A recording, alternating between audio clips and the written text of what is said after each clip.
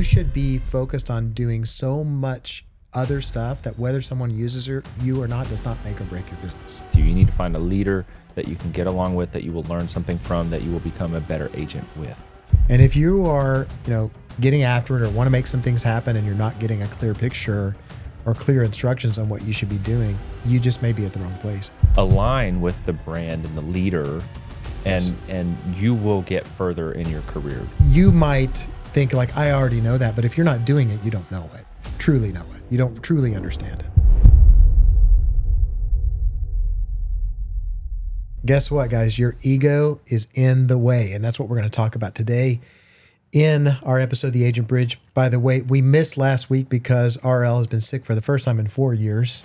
So sorry about that. It doesn't happen very often, but we're back, and we'll be releasing these every week just as normal. We just kind of had an off week, but we need to talk about your ego.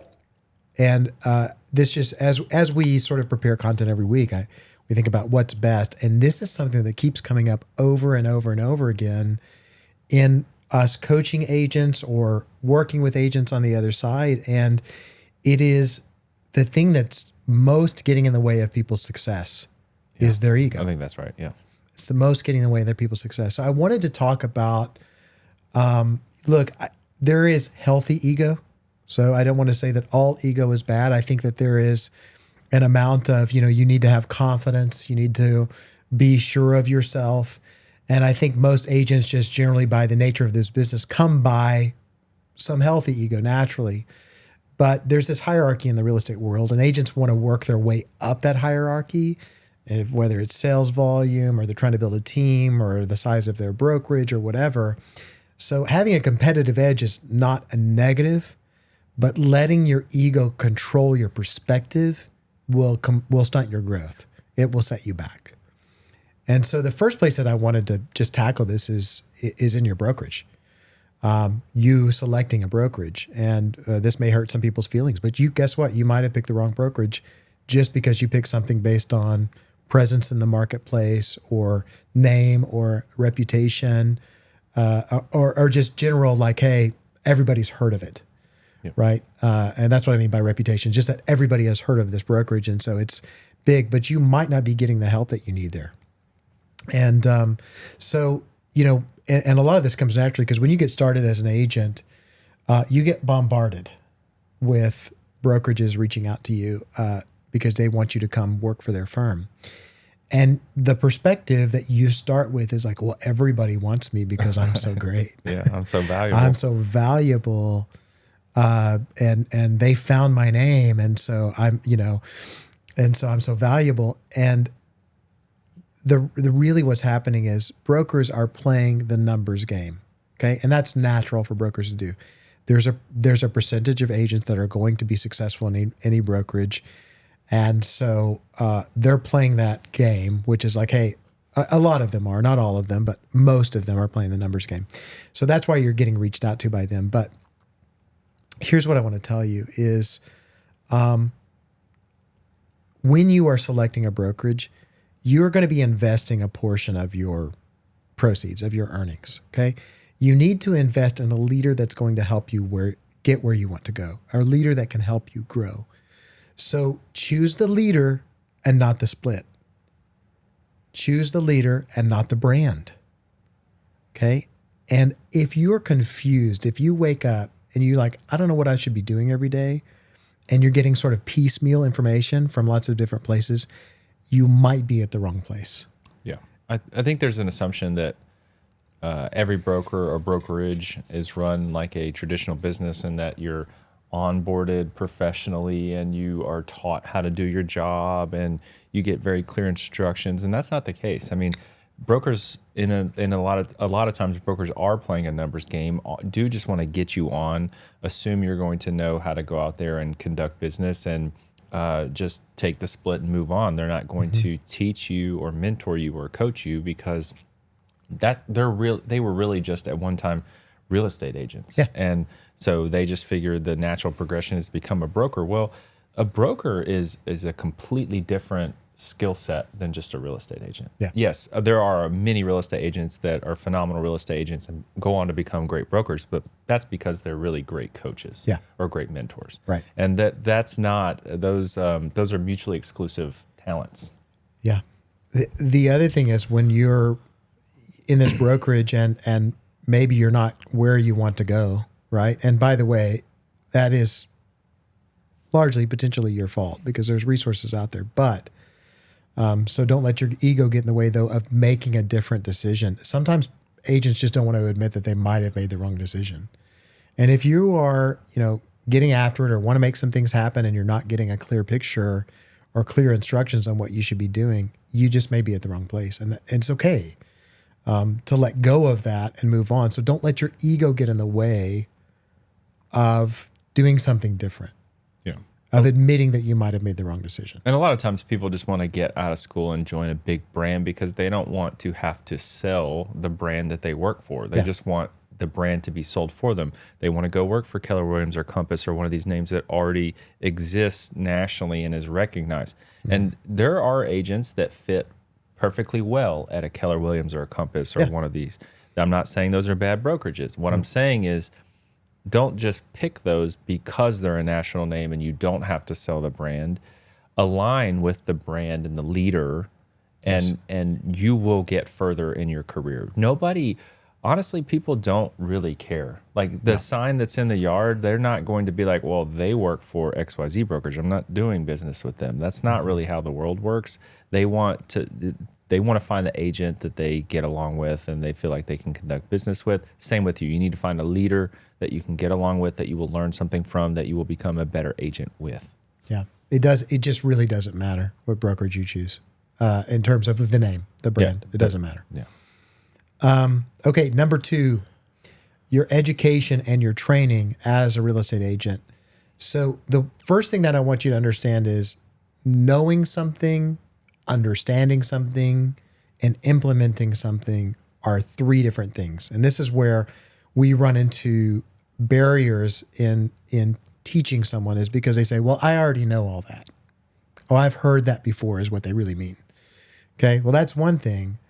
And the thing that I would compare it to is like football, okay, or any sport. Okay, there's one thing is like knowing how the rules of the game work. That's one portion of it. Understanding the complexity and why things work the way they do. Let's say like understanding defensive strategy, offensive strategy, watching game film, things like that. That is a part of it as well. Yeah. Okay. That's another level. That's understanding. And then you have implementation, which is like when you're on the field, right? And you're actually doing the stuff that you're supposed to be doing. So as a real estate agent, you can know a script, right? Maybe you understand the psychology of how that script works, but you really don't know, like truly understand it until you've implemented it. Yeah. And so that's what I want to drive home in this sort of concept, is that you might think like, I already know that, but if you're not doing it, you don't know it. Truly know it. You don't truly understand it. And practicing it so it's in your voice and that you can modify it on the fly. Like all that shows a much higher level of understanding and implementation than just hearing it for the first time. So a lot of agents just fast forward to, yeah, I got that part, right? But they don't ever really do anything with it. And so stay curious and implement. And really, it's okay to be told something multiple times so that it starts to take root. So if you're hearing something over and over again, right? If you keep your education cap on, right? If you keep that humility, right, and dispel the ego and just continue to learn through the implementation and to take that and work with it and change it and adapt it to your specific circumstance through implementation, you're going to be much better off. So don't think I've already been to that training. Yep. Don't think, sometimes people say, well, that's for a new agent. That stuff is for a new agent. And it's like, well, maybe you need to relearn it.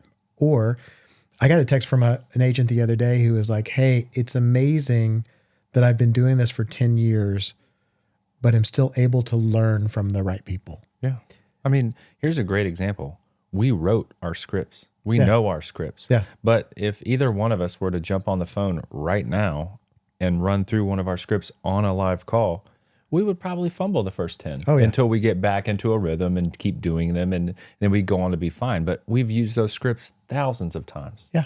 But it takes continual practice and to stay up on all those scripts and to be able to use them effectively. So yeah, we understand them, we know them, but we would probably have to practice a little bit before we got back into the groove. I guarantee you we would. As a matter of fact, I might even be off of it for a couple, because I still make sales calls too, to real estate agents, but I might be off my game coming in off of a vacation, which that was exactly what happened. It's like, it took me a little while to get my rhythm back in the implementation of it, right? Because there's still some psychology to it. There's still things I have to work through, still creating natural flow in the conversation, dialogue, and understand and remembering what people are going to object with. All of that stuff happens in the implementation. So I can know it, I can practice it, but implementing it is a whole other thing. And markets change, people change, psychologies change over time. Like all this has to be adapted to. So you should constantly be learning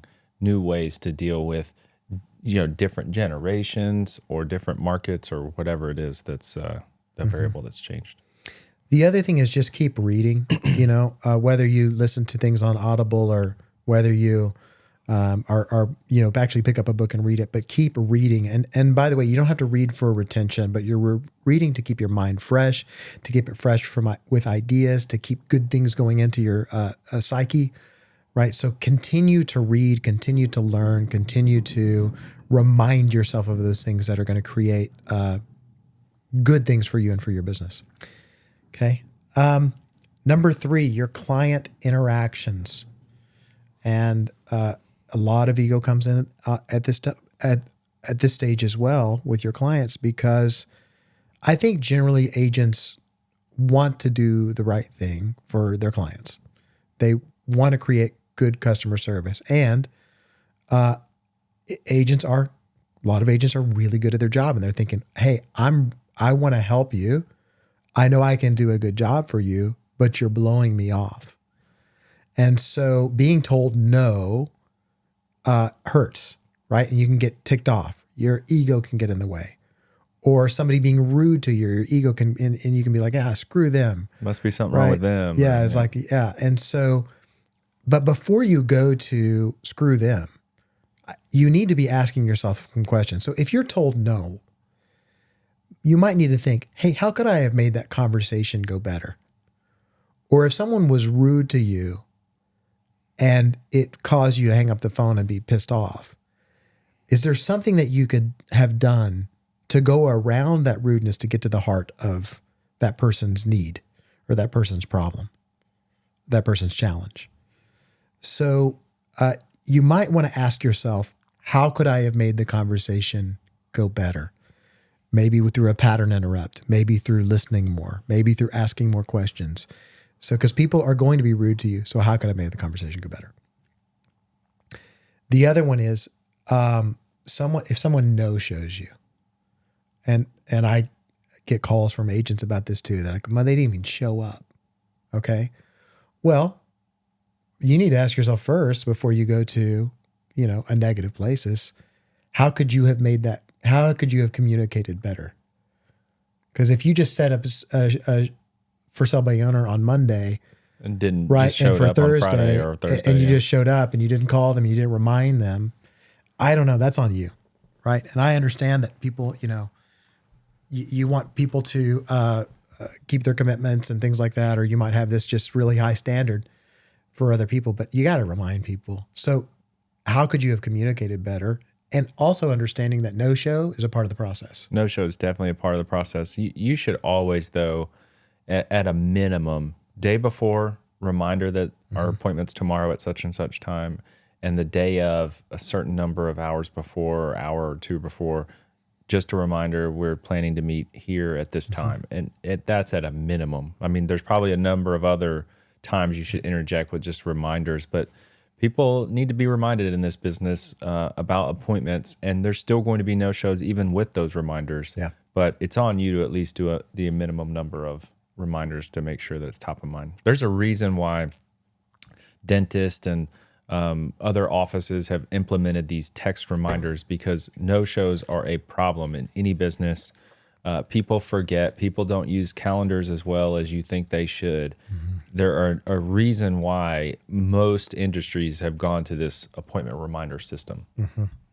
Okay, someone using this one. This is one that hurts. Someone using a different agent, and you're gonna be. It's like, man, how could that person have used someone? They're my friend, or I go to church with them, or our kids play together, or we just had dinner the other night, whatever the case may be. And again, you might need to get your ego out of the way, because, well, first thing is, what did you potentially do wrong in terms of, hey, how could you have been top of mind?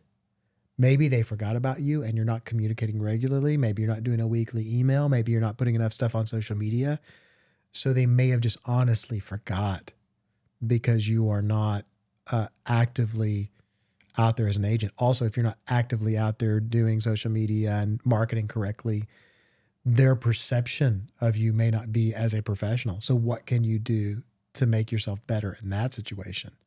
What can you do to be a better agent? What can you do to stay top of mind? The other thing, though, you have to understand is that thing happens to everyone.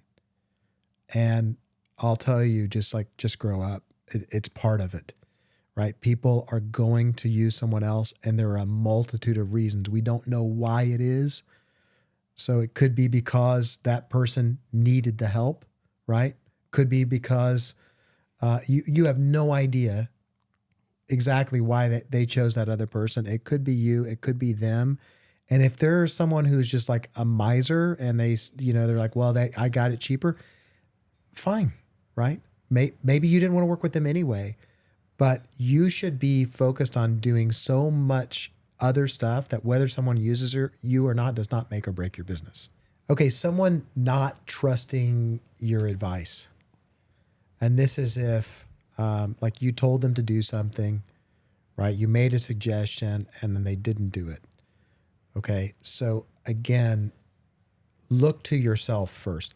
How could you have explained it better? And maybe they just have to learn the hard way. But you don't have to be offended about it, right? If you can remain objective and look at yourself first, right? Subdue that ego, that can create a better result, a better outcome for you in your interaction with that person. And by the way, you don't have to say, I told you so. Yeah. They'll Probably say shouldn't say that. You probably shouldn't say, I told you so. Or guess what? Maybe they do a different strategy and it works for them and you learn something better. So if I can just share a story on that real quick, because I had a client last week who we have his house on the market. It's a really nice property. He's had a little bit of trouble selling it because he's not really ready to bring the price down. And so he was out golfing with his buddies and he said, well, I've got this attorney that I was recommended to, and I really want to talk to him before we do anything else on this counteroffer, because we had gotten an offer and a counteroffer. I really want to bring him into this scenario. And I'm thinking, well, I don't know why we need to bring this attorney into the situation. It's like, I'm a broker. I've been doing this for 15 years, right? But okay, whatever. And I didn't say anything. We just went to meet with this attorney. And so we got to talking, and the attorney goes, and so we had a conversation for probably 5 to 10 minutes. And he said, well, I can tell Brandon's been doing this a long time, and he probably knows more about this than I do. So I would defer to his expertise in this situation, right? So I didn't say, we don't need that, or don't use him. I just kind of went along with it. But the only reason I tell you to say that story is because even at 15 years in this business, still that stuff happens. Well, and that just reinforced your authority. So Yeah. all that did is just have another person in his ear saying Brandon's going to give him the best advice possible. Exactly. So Still a win for you. yeah, it was a win for me. But you can learn lots of things through this process. Yeah. And there were things that I took away from that. I was like, oh, maybe I could have explained that better, or Or, maybe I made a new contact with somebody who's really good that I can reach out to. No question. That's another thing is networking. So. Right. So it's like, look, it comes out as a net positive for me if you stay open. But if you dig your heels in, and you're like, well, we shouldn't do that. Just let go of that ego part of it. Okay.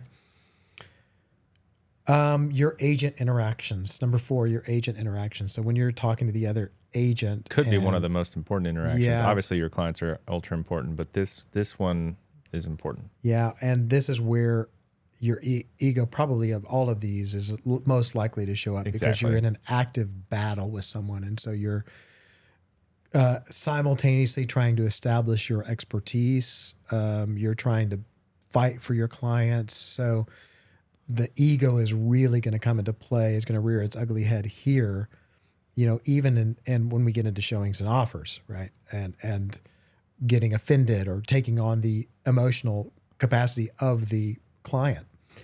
And so it's like, look, remain objective, ask lots of questions, understand where they're coming from. You're going to get so much further with an agent on the other side if you're asking questions and trying to understand where they're coming from. Yeah. And guess what? You both want the same thing, so you should be really best friends. Yes. Yeah. You should be working together. I mean, this should all be, how do we both get what our clients needs and want and get to the closing table? And there's this whole situation around like winning. You like you have to win negotiations. No, the win is getting them to the closing table. Yeah, where everybody gets a check. Right. So it's like, look, you don't need to have this sort of like win-loss perspective on negotiating whether you win on this deal or not. It's just get it to closing. The other thing is like different agents, depending on who they're taught by, have different perspective on contractual items. And so you can be like, hey, this is how I understand how this contract reads. And by the way, attorneys have the same thing too. Like understanding how a contract reads, how something is written and what that means, or what the best process is for solving the problem. And here's what I would tell you. Stay curious, because you may learn something. You may learn something in that process on a contract. You may learn a different way of understanding it.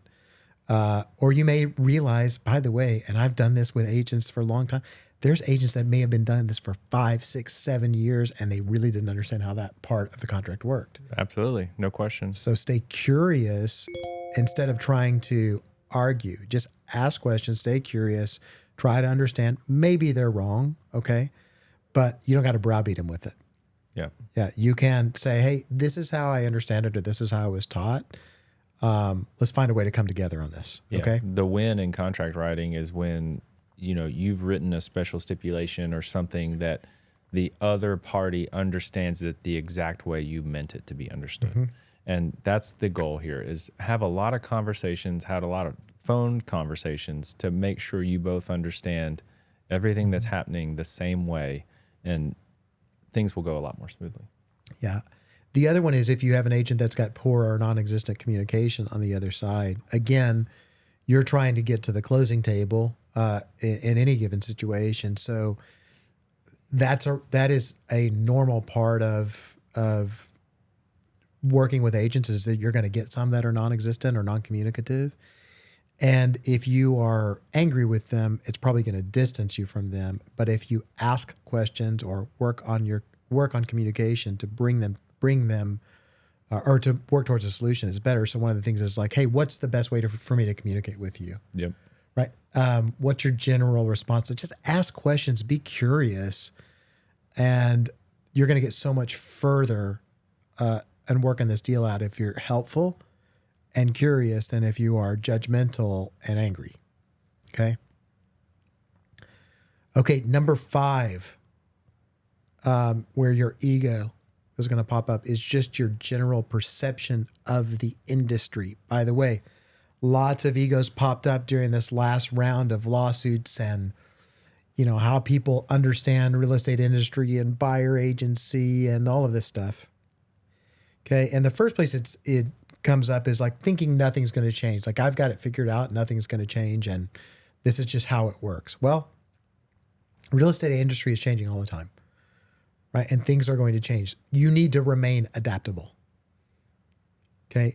Things are going to change. And to be honest with you, we have an opinion on, on all of the things that are changing in the real estate industry, but also we don't know.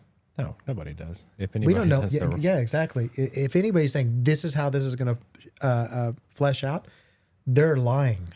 They have a guess. They have a speculation on how things are going to work out. They have speculation on how things are going to change, but you really don't know until you're looking in the rearview mirror.